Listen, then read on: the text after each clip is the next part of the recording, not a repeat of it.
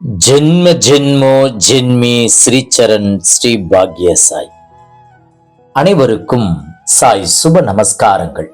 நிலக்கோட்டையிலிருந்து சாய் உமேஷ். ஓம் ஸ்ரீ சத்குரு பகவான் பாட்டி சித்தரின் லீலாமிருதம் 31. ஒரு முறை திருவண்ணாமலை பேராசிரியை திருமதி அணுவெண்ணிலா அவர்கள் பாட்டியை நினைந்து உருகி உருகி ஒரு அற்புதமான பாடலை இயற்றி பாட்டியிடம் பாடி காண்பிக்க பாட்டியும் மகிழ்ச்சியுடன் ரசித்து கேட்டு இருக்கிறார். அப்பாடல் வரிகள் என்னவெனில், இக்காணொளியில் காண்போமா? அம்மா உன்னை வணங்குகின்றேன், அடியேன் உன்னை சரணடைகின்றேன். இம்மாநிலத்தில் உன்னை போலே வேறு யாரையும் காணேன், வியக்கின்றேன்.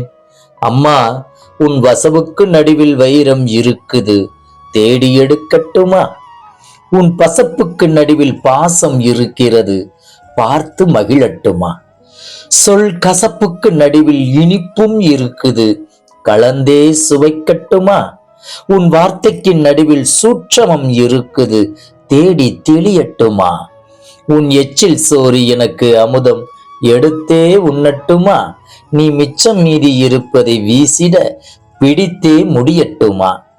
என் தலையில் மலரை வைத்தாய், எந்தன் உடம்பு மணக்குதம்மா. அண்ணாமலையின் சுடராய் ஆனாய், எந்தன் மனசும் நெகிழுதம்மா. நீ சிரித்தாய், சினந்தாய், அடித்தாய், பிடித்தாய், என்ன மாயமம்மா? கைவிரித்தால் விரலை பிடித்தாய், எந்தன் பிணியும் தீர்ந்ததம்மா. நடித்தாய், முறைத்தாய், நாவாள் சுவைத்தாய், நாடகம்தான் அம்மா. படித்தாய், பார்த்தாய், கிழித்தே எரிந்தாய், பரவசம் ஆனதம்மா. சூரிய பார்வை எரிக்கும் உந்தன் சுந்தர முகமும் மாறும். காரியரைக்காரரை கண்டால் கடுமை சொற்களும் பிறக்கும். ஊட்டும் தாயாய் இருப்பாய், உண்ணும் மழலையாய் கழிப்பாய், வழிகாட்டும் குருவாய் இருப்பாய், துயர் மாற்றும் இறையாய் ஒளிர்வாய்.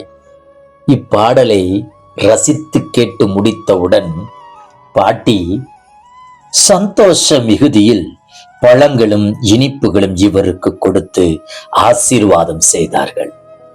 பாட்டிக்கு இன்னொரு நண்பர் கொடுத்திருந்த பழச்சாறை தான் குடித்துவிட்டு மீதி இருந்த பழச்சாறை திருமதி அணுவெண்ணிலா அவர்களை குடிக்க சொல்லி கொடுத்தார்கள். சத்குரு பகவான் பாட்டி சித்தரிடம் நான் பெற்ற ஆசீர்வாதம் பெரும் பாக்கியம் என சிலாகித்து நம்முடன் பகிர்ந்து கொண்டார் திருமதி அணுவெண்ணிலா அவர்கள். ஜெய்குரு பாட்டி, ஜெய்குரு பாட்டி, நற்பவி பாட்டி.